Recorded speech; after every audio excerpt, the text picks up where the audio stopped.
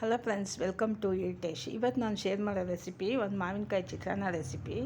ಈ ಮಾವಿನಕಾಯಿ ಚಿತ್ರಾನ್ನ ತುಂಬ ಟೇಸ್ಟು, ನಿಮ್ಮೆಲ್ಲರಿಗೂ ಗೊತ್ತು. ಸೀಸನ್ ಬಂದರೆ ಮಾವಿನಕಾಯಿ ನೋಡಿದ ತಕ್ಷಣವೇ ಚಿತ್ರಾನ್ನ ಉಪ್ಪಿನಕಾಯಿ ಇದೇ ನಮ್ಗೆ ಬರೋದು ನೆನಪು. ಇವತ್ತು ನಾನು ಮಾವಿನಕಾಯಿ ಚಿತ್ರಾನ್ನ ಮಾಡಿದ್ದೀನಿ. ಇದಕ್ಕೆ ನಾನು ಈರುಳ್ಳಿ ಮತ್ತು ತೆಂಗಿನಕಾಯಿ ಸೇರಿಸಲ್ಲ, ಹಂಗೆ ಮಾಡ್ತೀನಿ. ತುಂಬ ಟೇಸ್ಟು ಚೆನ್ನಾಗಿರುತ್ತೆ. ಈ ಚಿತ್ರಾನ್ನ ಹೆಂಗೆ ಮಾಡೋದಂತ ನೋಡ್ಕೊಳ್ಳೋಣ ಬನ್ನಿ ಫ್ರೆಂಡ್ಸ್, ವೀಡಿಯೋಗೆ ಹೋಗೋಣ. ಅದಕ್ಕೂ ಮುಂಚೆ ನನ್ನ ವೀಡಿಯೋ ಫಸ್ಟ್ ಟೈಮ್ ನೋಡೋದಾದರೆ ಸಬ್ಸ್ಕ್ರೈಬ್ ಮಾಡ್ಕೊಂಡು ನೋಡಿ, ಪಕ್ಕದಲ್ಲಿರೋ ಬೆಲ್ಲೈಕನ್ನ ಪ್ರೆಸ್ ಮಾಡಿ, ನಾನು ಹಾಕೋ ವೀಡಿಯೋ ತಕ್ಷಣ ಬರುತ್ತೆ ಫ್ರೆಂಡ್ಸ್. ಬನ್ನಿ ಫ್ರೆಂಡ್ಸ್, ವೀಡಿಯೋಗೆ ಹೋಗೋಣ. ಇದಕ್ಕೆ ನಾನು ಮೊದಲು ಒಂದು ಮಾವಿನಕಾಯಿ ತೊಗೊಂಡಿದ್ದೀನಿ, ದಪ್ಪಗಿರೋ ಮಾವಿನಕಾಯಿ. ಇದು ಅರ್ಧ ಕೆಜಿ ಅಕ್ಕಿಗೆ ಆಗುತ್ತೆ. ಇದನ್ನು ನಾನು ಸಿಪ್ಪೆ ಸುರಿದು ಕ್ಲೀನಾಗಿ ಎಲ್ಲ ರೆಡಿ ಮಾಡಿ ತೊಳೆದು ಇಟ್ಟಿದ್ದೀನಿ. ಇದನ್ನು ನಾನು ತುರ್ಕೊಳ್ತೀನಿ. ಇದೆಲ್ಲ ತುರ್ಕೊಂಡು ಮಾವಿನಕಾಯಿ ಗೊಜ್ಜಿಗೆ ಏನೇನು ಬೇಕು ಎಲ್ಲ ರೆಡಿ ಮಾಡ್ಕೊಂಡು ನೋಡೋಣ.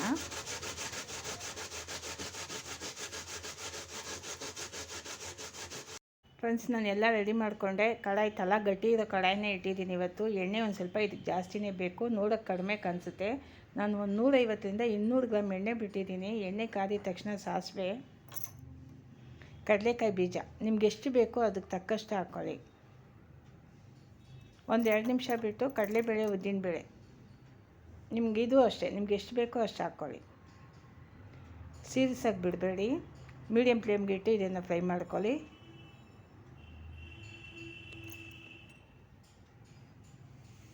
ಒಂದು 2 ನಿಮಿಷ ಫ್ರೈ ಮಾಡಿ ಸಾಕು. ಈಗ ನಾನು ಗೋಡಂಬಿ ಸೇರಿಸ್ಕೊಂಡಿದ್ದೀನಿ. ಮನೇಲಿ ಹಸಿ ಬಟಾಣಿ ಇದ್ದರೆ ಸೇರಿಸ್ಕೋಬೋದು, ಹಸಿ ಬಟಾಣಿ ಇಲ್ಲ, ಅದರಿಂದ ಗೋಡಂಬಿ ಸೇರಿಸಿದ್ದೀನಿ. ಗೋಡಂಬಿ ಸೇರಿಸಿ ಒಂದು 2 ನಿಮಿಷಕ್ಕೆಲ್ಲ ಶುಂಠಿ ಮತ್ತು ಹಸಿಮೆಣಸಿನ್ಕಾಯಿ ಇದು ಎರಡೂ ಸೇರಿಸಿ ಇದನ್ನು ಫ್ರೈ ಮಾಡಿಕೊಂಡು, ಮತ್ತು ಒಂದು ಕ್ಯಾಪ್ಸಿಕಮ್ ಸಣ್ಣ ಪೀಸಾಗಿ ಕಟ್ ಮಾಡಿ ಹಾಕಿದ್ದೀನಿ. ಸಿಮ್ಮಲ್ಲಿಟ್ಟೆ. ಇವಾಗ ನೀವು ಸಿಮ್ಮಲ್ಲಿಟ್ಟು ಇದನ್ನು ಕ್ಲೀನಾಗಿ ಫ್ರೈ ಮಾಡ್ಕೊಳ್ಳಿ. ಫಾಸ್ಟಲ್ಲಿಟ್ಟರೆ ಬೇಗ ಕಲರ್ ಚೇಂಜ್ ಆಗುತ್ತೆ, ಕ್ಯಾಪ್ಸಿಕಮ್ ಬೆಂದಿರಲ್ಲ. ಅದರಿಂದ ಸಿಮ್ಮಲ್ಲಿಟ್ಟೆ ನೀವು ಇದನ್ನು ಒಂದು 5 ನಿಮಿಷ ಫ್ರೈ ಮಾಡಿ. ಅರಿಶಿನ ಪುಡಿ ನಿಮ್ಗೆ ಎಷ್ಟು ಬೇಕೋ ಅದಕ್ಕೆ ತಕ್ಕಷ್ಟು ಹಾಕ್ಕೊಳ್ಳಿ. ಎಣ್ಣೆಯಲ್ಲಿ ನಾವು ಅರಿಶಿನ ಪುಡಿ ಹಾಕಿದ್ರೆ ಕಲರ್ ಚೆನ್ನಾಗಿ ಬರುತ್ತೆ ಚಿತ್ರಾನ್ನ, ಅದರಿಂದ ನಾನು ಎಣ್ಣೆಗೆ ಸೇರಿಸಿದ್ದೀನಿ ಅರಿಶಿನ ಪುಡಿನ. ಕೈ ಬಿಡದೆ ನೀವು ಸಿಮ್ಮಲ್ಲೇ ಇಟ್ಟು ಮಿಕ್ಸ್ ಮಾಡ್ತಾಯಿರಿ ಒಂದು 5 ನಿಮಿಷ.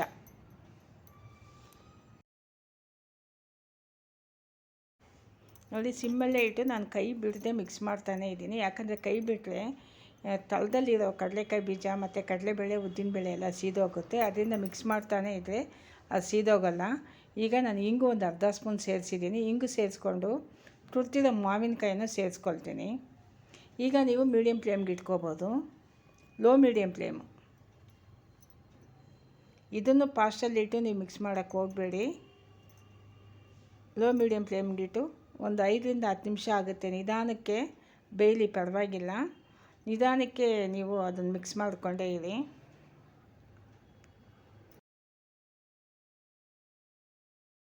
ಇದನ್ನು ನಿಧಾನಕ್ಕೆ ಬೇಯಿಸೋಕೆ ಬಿಡಿ, ಅಂದರೆ ಹಸಿ ವಾಸನೆ ಹೋಗಬೇಕು. ಮಾವಿನಕಾಯಿ ಹಸಿ ವಾಸನೆ ಹೋಗೋ ತನಕ ಚೆನ್ನಾಗಿ ನೀವು ಅದನ್ನು ಮಿಕ್ಸ್ ಮಾಡ್ತಾಯಿರಿ.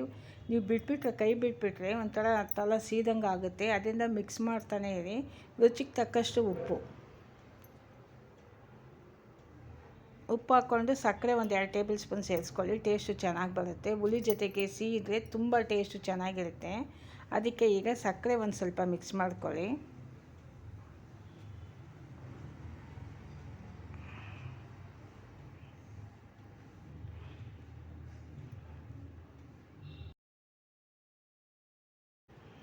ನೋಡಿ, ಸಕ್ಕರೆ ಒಂದು 2 ಟೇಬಲ್ ಸ್ಪೂನ್ ಅಷ್ಟು ಹಾಕಿದ್ದೀನಿ. ಯಾಕಂದರೆ ಇದು ಅಕ್ಕಿ ಅರ್ಧ ಕೆಜಿ ಅಕ್ಕಿಗಿಂತ ಜಾಸ್ತಿನೇ ಹಿಡಿತು. ಚೆನ್ನಾಗಿತ್ತು ಗೊಜ್ಜು, ತುಂಬ ಚೆನ್ನಾಗಿತ್ತು ಟೇಸ್ಟು. ಸಕ್ಕರೆ ಹಾಕಿ ಚೆನ್ನಾಗಿ ಮಿಕ್ಸ್ ಮಾಡ್ಕೊಳ್ಳಿ. ಬಿಸಿ ಇರಬೇಕಾದ್ರೆ ನೀವು ಸಕ್ಕರೆ ಹಾಕಬೇಕು.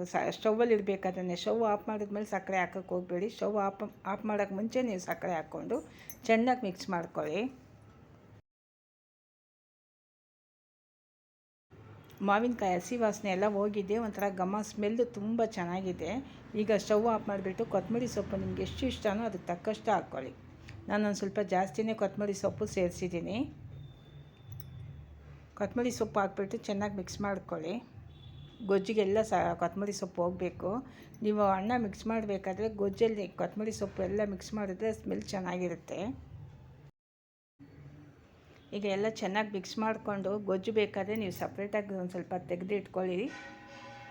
ನಿಮ್ಗೆ ಎಷ್ಟು ಅನ್ನ ಬೇಕೋ ಅಷ್ಟು ಹಾಕ್ಕೊಂಡು ಕಲಿಸ್ಕೋಬೋದು. ಎಲ್ಲ ಒಂದೇ ಸಮ ಕಲ್ಸೋಕ್ಕೆ ಹೋಗಬೇಡಿ, ಎಷ್ಟು ಬೇಕೋ ಅಷ್ಟು ಬೇಕಾದರೆ ಕಲಿಸ್ಕೊಳ್ಳಿ. ಈಗ ನಾನು ಹಂಗೆ ಮಾಡ್ತಾಯಿದ್ದೀನಿ. ಗೊಜ್ಜು ಒಂದು ಸ್ವಲ್ಪ ಇಟ್ಬಿಟ್ಟು ಒಂದು ಕಡೆ ತೆಗೆದುಬಿಟ್ಟು ಅದರಲ್ಲಿ ಮಿಕ್ಕಿದ್ದು ಇರೋ ಗೊಜ್ಜಲ್ಲಿ ನಾನು ಅನ್ನ ಕಲಿಸ್ತೀನಿ. ಈಗ ಗೊಜ್ಜೆಲ್ಲ ಎತ್ತು ಒಂದು ಕಡೆ ಇಟ್ಕೊಂಡೆ ಬಾಕ್ಸ್ಗೆ ಹಾಕಿ. ಈಗ ಅನ್ನ ಬಿಡಿ ಬಿಡಿಯಾಗಿರಬೇಕು. ಇದಕ್ಕೆ ಚೆನ್ನಾಗಿ ಚೆನ್ನಾಗಿರಲ್ಲ. ನೀವು ಅನ್ನ ಬೆಸಿಬೇಕಾದ್ರೆ ಬಿಡಿ ಬಿಡಿಯಾಗಿ ಬಸಿರಿ. ಇನ್ನೊಂದು ಅದು ಬೇಯಬೇಕಾದ್ರೆ ಒಂದು 2 ಟೇಬಲ್ ಸ್ಪೂನ್ ಅಷ್ಟು ಎಣ್ಣೆ ಬಿಟ್ಕೊಂಡು ನೀವು ಅನ್ನ ಬಸಿರಿ. ಅನ್ನ ಬಿಡಿ ಬಿಡಿಯಾಗೇ ಇರುತ್ತೆ. ನಾನು ಎಣ್ಣೆ ಬಿಟ್ಟು ಇವತ್ತು ಬಸ್ತಿದ್ದೀನಿ. ಅನ್ನ ನಮ್ಗೆ ಬಿಡಿ ಬಿಡಿಯಾಗಿ ಬರಬೇಕು, ತುಂಬ ಬೆಂದರೆ ಚೆನ್ನಾಗಿರಲ್ಲ. ಅದರಿಂದ ಎಣ್ಣೆ ಬಿಟ್ಟರೆ ಒಂದು ಸ್ವಲ್ಪ ಬಿಡಿ ಬಿಡಿಯಾಗಿ ಬರುತ್ತೆ. ಇನ್ನೊಂದು 70-80% ಬೆಂದರೆ ಸಾಕು. ಇದಕ್ಕೆ ತುಂಬ ಬೆಂದರೆ ಚೆನ್ನಾಗಿರಲ್ಲ. ಈಗ ಚೆನ್ನಾಗಿ ಮಿಕ್ಸ್ ಮಾಡ್ಕೊಳ್ಳಿ. ಉಪ್ಪು ಖಾರ ಎಲ್ಲ ನೋಡ್ಕೊಳ್ಳಿ. ಉಪ್ಪು ಇಲ್ಲ ಅಂದರೆ ಹಾಕ್ಕೋಬೋದು. ಗೊಜ್ಜು ಸಾಕಾಗಿಲ್ಲ, ಈಗ ಮತ್ತೆ ಇನ್ನೊಂದು ಸ್ವಲ್ಪ ಹಾಕ್ಕೊಂಡು ನಾನು ಕಲಿಸ್ತೀನಿ. ಗೊಜ್ಜು ಹಾಕ್ಕೊಂಡು